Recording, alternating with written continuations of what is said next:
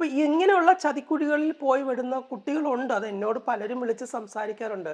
ഇങ്ങനെ ആയിരുന്നു, അങ്ങനെയായിരുന്നു, ഇങ്ങനെയായിരുന്നു, ഞാൻ അത് കൊടുത്തു, ഇത് കൊടുത്തു, അങ്ങനെ ചെയ്തു, ഇങ്ങനെ ചെയ്തു എന്നൊക്കെ പറയുമ്പോഴെല്ലാം ഞാൻ പറയും, ഞാൻ ഓരോരുത്തർക്കും അഡ്വൈസ് കൊടുക്കാറുണ്ട്.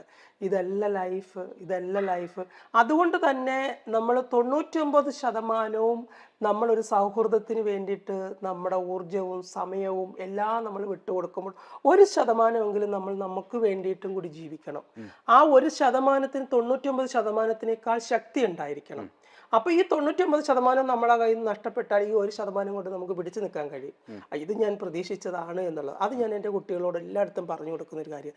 അതുകൊണ്ട് തന്നെ പ്രണയം എന്ന് പറയുന്ന ഒരു ചതിക്കുഴിയിലേക്ക് ആസ് എ പേഴ്സൺ രഞ്ജുമാറിന് പോയി വീഴേണ്ട ഒരു അവസ്ഥ വന്നിട്ടില്ല. എൻ്റെ ഒരു സുഹൃത്തുണ്ട്, അവര് ട്രാൻസ്ജെൻഡർ ആണ്, അവരൊരു സെക്സ് വർക്കർ ആണ്. അപ്പോൾ ഒരു ദിവസം അവരെന്നോട് ഒരു പരിധി കഴിഞ്ഞപ്പോൾ അവർ പൊട്ടിക്കരയാൻ തുടങ്ങി. അപ്പോൾ അവർ പറയുന്നത് എൻ്റെ ജീവിതം എങ്ങനെയാണ് ഗദ്ദാഫി, അതായത് എനിക്ക് രാവിലെ മൊത്തം ഞാൻ കിടന്നുറങ്ങും, രാത്രി ഒരു 6 മണി 7 മണിക്ക് ശേഷം ഞാൻ രാത്രി സെക്സ് വർക്കിന് വേണ്ടിയിട്ട് ഇറങ്ങും. ഈ സെക്സ് വർക്കിന് ഇറങ്ങിയതിന് ശേഷം ഒരുപാട് ട്രാൻസ്ജെൻഡർ ആയതുകൊണ്ട് അവരെ എക്സ്പ്ലോയിറ്റ് ചെയ്യുന്ന ഒരുപാട് പേരുണ്ട്.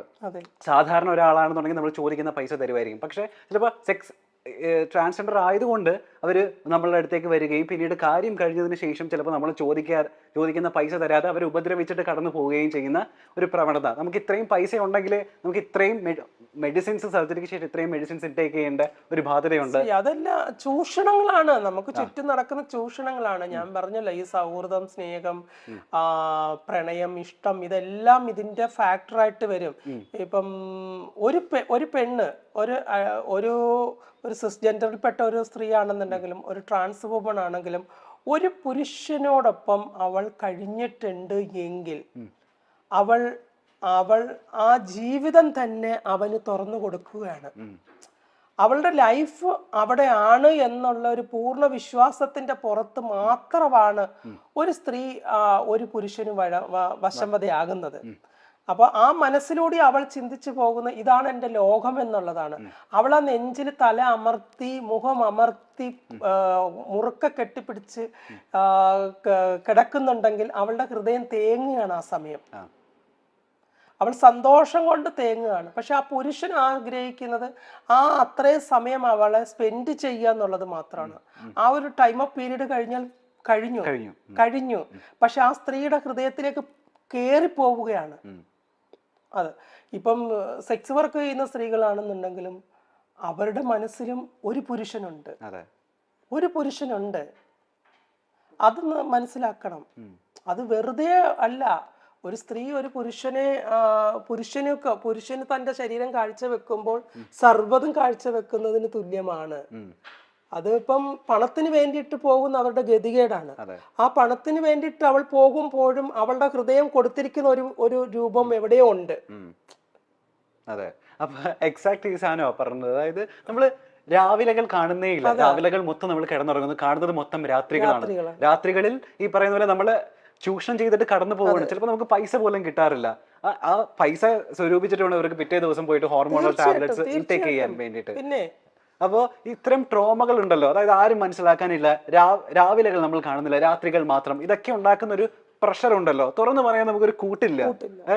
കൂടെയുള്ളത് മൊത്തം ഇത്തരം സാഹചര്യത്തിലൂടെ കടന്നു പോകുന്ന ട്രാൻസ്ജെൻഡേഴ്സ് ആയിട്ടുള്ള സുഹൃത്തുക്കളാണ്. അപ്പൊ അങ്ങനെയുള്ള സാഹചര്യങ്ങളിലായിരിക്കും എവിടെ നിന്നെങ്കിലും ഒരു മഴത്തുള്ളി പോലൊരു സൗഹൃദം വരുന്നത്. അവര് പെട്ടെന്ന് വിശ്വസിക്കുക എന്റെ എല്ലാ ഭാരങ്ങളും ഇറക്കി വെക്കാൻ പറ്റിയ ഒരു ഇടവാണ്. ഇവൾ രാത്രി കാലങ്ങളിൽ പോയി സമ്പാദിച്ചു കൊണ്ടുവരുന്നതെല്ലാം ഇവന് കാഴ്ചവെക്കുവാണ്. ഇവന് കാഴ്ചവെക്കുമ്പോൾ ഇവന് അതൊരു വശമാണ്. രാവിലെ എപ്പോഴെങ്കിലും ഇവളടുത്ത് പോയി കുറച്ചു നേരം ഇരിക്കുക, ഇവള് പറയുന്ന സങ്കടം കേട്ടിട്ട് ഇവളെ കൂടെ കുറച്ചു നേരം സന്തോഷിപ്പിച്ചിരിക്കുക, എൻ്റെ കാര്യങ്ങളെല്ലാം കുശാലാണ് എന്നുള്ളൊരു ചിന്താഗതിയിലൂടെ വരുന്ന സൗഹൃദങ്ങളാണ്. അറ്റ് ദ സെയിം ടൈമിൽ തന്നെ ഇയാൾ വേറെ മറ്റുള്ളടത്തും സങ്കടങ്ങൾ കേൾക്കാൻ പോകുന്നുണ്ട് എന്നുള്ളൊരു അവസ്ഥയുണ്ട് ഇതിനിടയിൽ. അത്തരം കുറെ പ്രശ്നങ്ങൾ ഞാൻ കേട്ടിട്ടുണ്ട്. അപ്പൊ അതൊക്കെയാണ് ഇതിനകത്ത് വരുന്ന, മുമ്പേ പറഞ്ഞതുപോലെ ആത്മഹത്യ ചെയ്യാനുള്ള ഒരു പ്രേരണ, ഇതൊക്കെ വരുന്ന അവിടെ നിന്നാണ്. പണ്ട് രഞ്ജു എന്നെ പറഞ്ഞു കേട്ടിട്ടുണ്ട്. അതായത് ഞാൻ മേരിക്കുട്ടി സിനിമ കണ്ട സമയത്ത് അത് രഞ്ജുവിന് ഒരുപാട് റിലേറ്റ് ചെയ്യാൻ പറ്റിയ ഒരു സിനിമയായിരുന്നു. കാരണം ഇതുപോലെ തന്നെ ഒരു കാരണവുമില്ലാതെ, കാരണം പോലും അറിയാതെ പോലീസുകാരുടെ ഭാഗത്ത് നിന്ന് മോശം അനുഭവം ഉണ്ടായിട്ടുണ്ട്. പോലീസ് സ്റ്റേഷനിൽ പോയിട്ട് ഒരു തെറ്റും ചെയ്യാതെ ഇങ്ങനെ കിടക്കേണ്ടി വന്നിട്ടുണ്ട് എന്നൊക്കെ. ഇത്തരം ഉണങ്ങാത്ത മുറിവുകളുണ്ടല്ലോ, നമ്മളെ മുൻകാലത്ത് നമ്മളെ നേരിടേണ്ടി വന്നിട്ടുള്ള ഇത്തരം ഉറങ്ങാത്ത മുറിവുകൾ ഇനിയും മനസ്സിൽ ബാക്കിയുണ്ടോ? എൻ്റെ മുറിവുകളെല്ലാം ഉണക്കാനുള്ള മരുന്നുകൾ ഞാൻ പറഞ്ഞല്ലോ, എനിക്ക് ഉണ്ടായിട്ടുള്ള അനുഭവങ്ങളിലെ ബാഡ് എക്സ്പീരിയൻസിൻ്റെ ആയിട്ടുള്ള എല്ലാ അനുഭവങ്ങളിൽ നിന്നുള്ള മരുന്നുകൾ ഞാൻ തന്നെ സ്വരൂപിക്കുകയായിരുന്നു എൻ്റെ പിന്നീടുള്ള അനുഭവങ്ങളിൽ നിന്ന്. പക്ഷെ എത്രയൊക്കെ മായ്ച്ചാലും മായാത്ത മുറിവുകളാണ്. നമുക്കത് ഓർക്കുമ്പം എവിടെയെങ്കിലും ഒരു മുള്ളു കുത്തുന്ന വേദന വരും. അതിന് എത്ര ആദർശങ്ങൾ പറഞ്ഞാലും അത് നമ്മളിൽ നിന്ന് വിട്ടുപോകില്ല. അങ്ങനെയുള്ള ഒരുപാട് അനുഭവങ്ങളുണ്ട്. ഒരുപാട് അനുഭവങ്ങൾ എന്ന് പറഞ്ഞാൽ ഒരുപാടുണ്ട്. കേരളത്തിലെ അറിയപ്പെടുന്ന ട്രാൻസ്ജെൻഡർ ആക്ടിവിസ്റ്റും സെലിബ്രിറ്റി മേക്കപ്പ് ആർട്ടിസ്റ്റുമാണ് രഞ്ജു രഞ്ജിമാർ. 20 വർഷത്തോളമായി മേക്കപ്പ് ആർട്ടിസ്റ്റായി സിനിമാ ലോകത്ത് പ്രവർത്തിക്കുന്നു. അവഗണനകളെ ആത്മവിശ്വാസം കൊണ്ട് മറികടന്ന് ജീവിത വിജയം നേടിയ കഥയാണ് രഞ്ജുവിന് പറയാനുള്ളത്. താൻ പൂർണ്ണമായും ഒരു സ്ത്രീയായ വ്യക്തിയാണെന്ന് രഞ്ജുമാർ പലപ്പോഴും പറഞ്ഞിട്ടുണ്ട്. രഞ്ജു അടുത്ത സൗഹൃദം സൂക്ഷിക്കുന്ന കുറേ താരങ്ങളുണ്ട്. നമ്മുടെ ഈ സിനിമ ഇൻഡസ്ട്രി നോക്കുകയാണെങ്കിൽ പല താരങ്ങളുടെയും വിവാഹത്തിനും അല്ലെങ്കിൽ പ്രത്യേക ഫംഗ്ഷന് എല്ലാ കാര്യങ്ങൾക്കും മേക്കപ്പ് ചെയ്യുന്നത് രഞ്ജുമാറാണ്. നമ്മുടെ ഭാവനയുടെ വിവാഹമാണ് അതിൽ ഏറ്റവും ഹിറ്റായി മാറിയ ഒരു വിവാഹം. കാരണം മേക്കപ്പിലാണെങ്കിലും വസ്ത്രമാണെങ്കിലും എല്ലാം കൊണ്ടും അടിപൊളിയായ ഒരു വിവാഹമായിരുന്നു. ആ വിവാഹത്തോടെയാണ് ശരിക്കും പറഞ്ഞാൽ രഞ്ജുമാർ ശ്രദ്ധിക്കപ്പെട്ടു തുടങ്ങിയത്. പിന്നാലെ രഞ്ജുവിന്റെ സലൂൺ ആണെങ്കിലും മേക്കപ്പ് ആണെങ്കിലും വളരെ വലിയ ഒരു രീതിയിൽ ഹിറ്റായി മാറുകയും പലരും രഞ്ജുവിനെ തേടി എത്തുകയും ചെയ്തിട്ടുണ്ട്. കൊല്ലം ജില്ലയിലെ പേരൂരാണ് രഞ്ജുവിന്റെ സ്വദേശം. ഒരു ഓലപ്പുരയിൽ ജനിച്ചു വളർന്ന രഞ്ജു ഇന്നൊരു ബംഗ്ലാവിന് ഉടമയാണ്. അച്ഛൻ, അമ്മ, ചേച്ചി, ചേട്ടൻ ഇതായിരുന്നു രഞ്ജുവിന്റെ കുടുംബം. അച്ഛന് കൂലിപ്പണിയായിരുന്നു, അമ്മ കശുവണ്ടി ഫാക്ടറിയിലെ തൊഴിലാളി. പാടത്തിന്റെ വരമ്പിലായിരുന്നു രഞ്ജുവിന്റെ വീട്. അതിനാൽ ഓരോ മഴക്കാലവും പേടിപ്പിക്കുന്ന ഓർമ്മകളായിരുന്നു രഞ്ജുവിന്. ആ രഞ്ജു ഇന്ന് ലോകത്തെ അറിയപ്പെടുന്ന മേക്കപ്പ് ആർട്ടിസ്റ്റ് ആണ്. എക്സ്പ്ലെയിൻ ചെയ്യേണ്ട ഒരു ആവശ്യം വന്നിരുന്നില്ല, പൊതുവെ ഒരിടത്തും വരുന്നില്ല. ബിക്കോസ് എൻ്റെ അമ്മ എപ്പോഴും എന്നെ അങ്ങനെ തന്നെയാണ് കണ്ടിരുന്നത്, ആസ് എ ഫീമെയിൽ എന്നുള്ള ഒരു ചിന്താഗതി തന്നെയായിരുന്നു അമ്മയ്ക്ക്. അത്രേ ഉള്ളൂ. അല്ലാണ്ട് എനിക്ക് അങ്ങനെ ഒരു എന്നെ സംബന്ധിച്ച് എനിക്കൊരു പ്രൗഡ് മൂമെന്റ് എന്ന് പറയുന്നത് എൻ്റെ സർജറി കഴിഞ്ഞ് ഞാൻ അബോധാവസ്ഥയിൽ നിന്ന് ബോധം തെളിഞ്ഞു വരുന്ന ആ ഒരു സിറ്റുവേഷനിൽ ഐ ഫെൽറ്റ് എനിക്ക് തുള്ളിച്ചാടണമെന്ന് തോന്നിയിരുന്നു. യാ, സംതിങ് എന്നിൽ നിന്ന് എന്തോ പോയി. ഞാൻ എന്താഗ്രഹിച്ചോ ഞാൻ അവിടെ എത്തിച്ചേർന്നു എന്നുള്ള ഒരു തോന്നൽ എനിക്ക് അപ്പോഴാണ് കൂടുതലായിട്ട് വന്നത്. അതർവൈസ് എനിക്ക് പിന്നീട് പോകെ ഞാനത് യൂസ്ഡായി മീൻസ് അതിന്റെ ഒരു പാർട്ട് മാത്രമായിട്ടാണ് കണ്ടിരുന്നത്. Otherwise am a woman. അത് തന്നെയായിരുന്നു. ഈ പലരും ഇപ്പൊ ഒരു കുട്ടി ജനിക്കുന്ന സമയത്ത് അച്ഛനും അമ്മയൊക്കെ എടുത്ത് ചുംബിക്കാനും കെട്ടിപ്പിടിക്കാനും ഒക്കെ തോന്നിയിട്ടുണ്ട് എന്നൊക്കെ ഞാൻ പറഞ്ഞു കേട്ടിട്ടുണ്ട്. ഈ സർജറിക്ക് ശേഷം രഞ്ജു, അതായത് എല്ലാ അർത്ഥത്തിലും പെണ്ണായതിനു ശേഷം ആദ്യം ചെയ്ത കാര്യം എന്താ? ഞാൻ ചെയ്തത് എന്താ പറയാ, സൂര്യായിരുന്നു എന്നെ സർജറിക്ക് എന്റെ കൂടെ നിന്നിരുന്നത്. അപ്പം സർജറി കഴിഞ്ഞ് ഹോസ്പിറ്റലിൽ നിന്ന് എന്നെ കാണുമ്പം എന്നെ ആദ്യം ഹഗ് ചെയ്തത് അവളാണ്, സൂര്യാണ്. എൻ്റെ മകളാണല്ലോ. അപ്പൊ അതിന്റെ ആ ഒരു സന്തോഷം. പിന്നെ എന്നെ കംപ്ലീറ്റ് നോക്കിയത് ഒരു കുഞ്ഞിനെ പോലെ തേച്ച് കുളിപ്പിച്ച്, അതായത് ഒരു കുഞ്ഞ് ജനിച്ച് അതിനെ ഇങ്ങനെ കുളിപ്പിച്ച് വൃത്തിയാക്കി കൊണ്ടുവരണമല്ലോ, അതെല്ലാം കൃത്യമായിട്ട് ചെയ്തത് സൂര്യാണ്. അപ്പൊ ഞാൻ കൂടുതൽ ഹഗ് ചെയ്തിരിക്കുന്നത് അവളെയാ. കരഞ്ഞോ അന്നത്തെ ദിവസം? പിന്നെ കരഞ്ഞോന്ന് വെച്ച് കഴിഞ്ഞാൽ എനിക്ക് ബോധം വന്നപ്പോൾ ഞാൻ ഫോൺ എടുത്ത് ഭാവനനെ വിളിച്ചു, വീഡിയോ കോൾ ചെയ്തു, പേളിമണിനെ വിളിച്ചു, രമ്യ നമ്പീശിനെ വിളിച്ചു, പ്രിയമണിനെ വിളിച്ചു, മമത മോഹൻദാസിനെ വിളിച്ചു. എല്ലാരും വിളിച്ചിട്ട് ഞാനിങ്ങനെ, അതായത് സർജറി ഇന്നലെ കഴിഞ്ഞ് ഇന്ന് രാവിലെ എനിക്ക് ബോധം വീണു, എന്നെ റൂമിലേക്ക് ഷിഫ്റ്റ് ചെയ്തപ്പോൾ ഉള്ള സംഭവമാണ്. ഇതൊക്കെ സംഭവിക്കാൻ പാടുണ്ടോ എന്ന് എനിക്ക് അറിയത്തില്ല.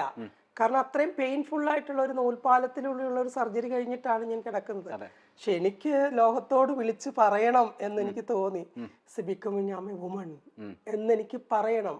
ഞാൻ ആഗ്രഹിച്ചതിലേക്ക് ഞാൻ എത്തി എന്നെനിക്ക് പറയണം. അത് സാധിച്ചു. പണ്ട് ഞാൻ ഇങ്ങനെ കേട്ടിട്ടുണ്ട്, നമ്മൾ ആദ്യം ഇൻഡസ്ട്രിയിലേക്ക് വരുന്ന സമയത്തെ, ഇൻഡസ്ട്രിയിൽ ആളുകൾക്ക് വേണ്ടിയിട്ട് മേക്കപ്പ് ചെയ്യാൻ പോകുന്ന സമയത്തൊക്കെ അന്ന് ഉണ്ടായിരുന്ന പല മിമിക്രി ആർട്ടിസ്റ്റുകളും രഞ്ജുവിനെ നോക്കി പരിഹസിച്ചിട്ടുണ്ട്, കളിയാക്കിയിട്ടുണ്ട് എന്നൊക്കെ ഞാൻ കേട്ടിട്ടുണ്ട്.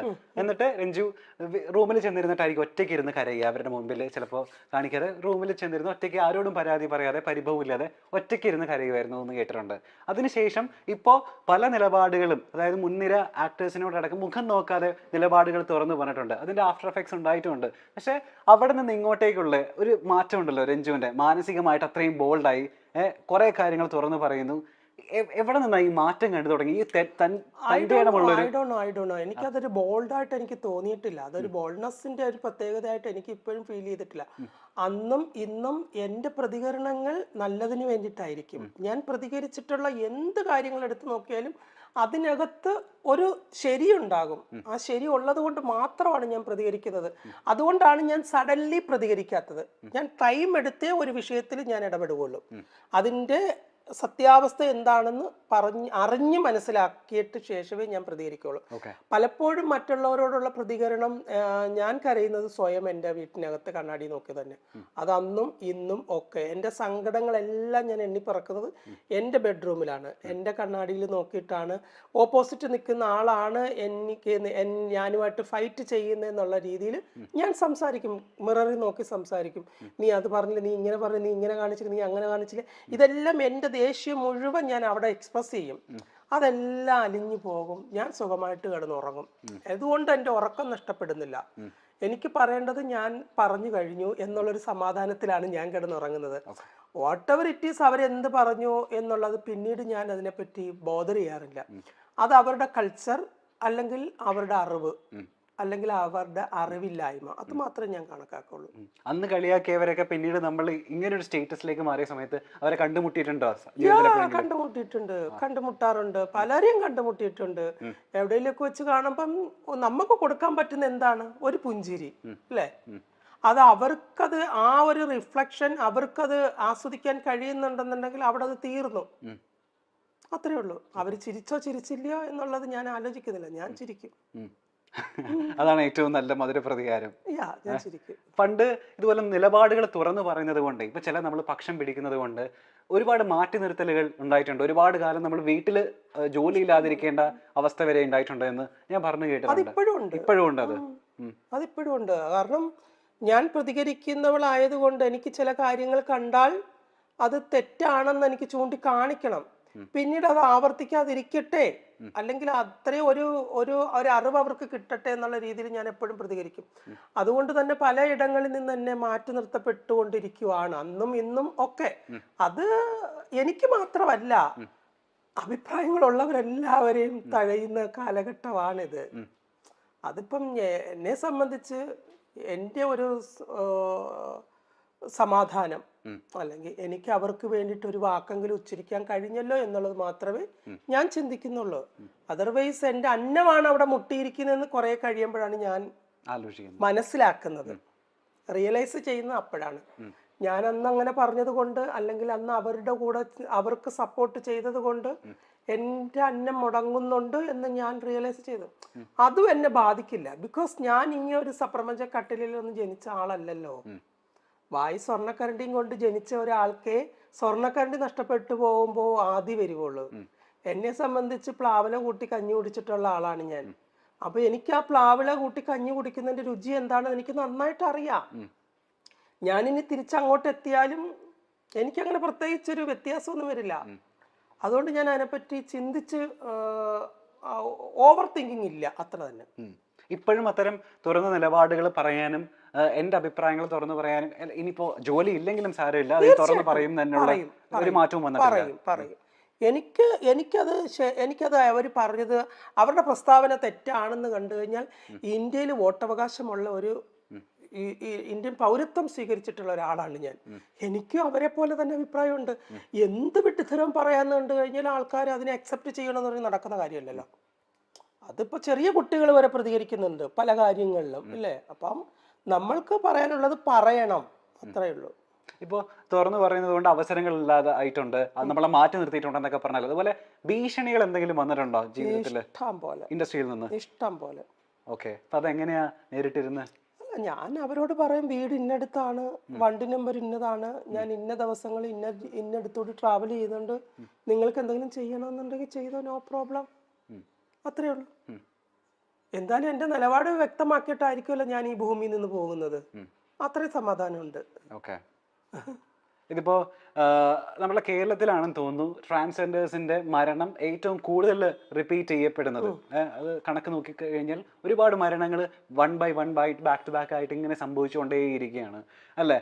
അപ്പോൾ ആസ് എ ട്രാൻസ്ജെൻഡർ എന്ന് പറയുന്ന വ്യക്തി, അവരുടെ ആ കമ്മ്യൂണിറ്റിക്ക് വേണ്ടി പ്രവർത്തിക്കുന്ന ഒരാളെന്ന നിലയിൽ എന്തൊക്കെ നല്ല മാറ്റങ്ങളാണ് ട്രാൻസ്ജെൻഡർ കമ്മ്യൂണിറ്റിക്ക് വേണ്ടി ഇവിടെ കേരളത്തിൽ ഞാൻ അതിനെപ്പറ്റി ഞാൻ തിങ്ക് ചെയ്യുന്നില്ല. ബിക്കോസ് മരണം എന്ന് പറയുന്നത് ഇപ്പോൾ ഒരു ആത്മഹത്യയെ പറ്റി എനിക്കും ചിന്തിക്കാം, ഞാനും അതിലൂടെ സഞ്ചരിച്ചിട്ടുണ്ട്.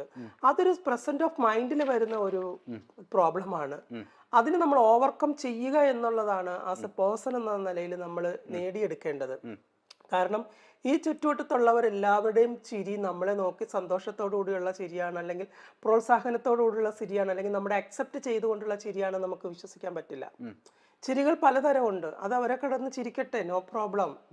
ഇപ്പൊ ഒരു കാലഘട്ടത്തിൽ നമ്മളെ പരിഹസിച്ച് ചിരിച്ചവര് പിന്നീട് നമ്മളെ ചേർത്ത് പിടിക്കുന്ന അവസ്ഥകൾ വന്നിട്ടുണ്ട്, നമ്മുടെ കൺമുന്നിൽ കണ്ടിട്ടുണ്ട് ഇല്ലേ? അപ്പൊ നമ്മൾ ഈ മരണത്തെ സ്വീകരിക്കുക എന്നുള്ള ഒരു തോട്ട് നമ്മൾ എടുത്ത് കളയണം. മരിച്ചത് കൊണ്ട് ആർക്കാണ് നഷ്ടം? നമുക്ക് തന്നെ സ്വയം നഷ്ടം വരുത്തി വെക്കുന്നേ ഉള്ളൂ. ഒരു ഫോട്ടോ ഫ്രെയിം ചെയ്ത് വെക്കും എന്നത് കഴിഞ്ഞാൽ അതിനകത്ത് ഒന്നുമില്ല.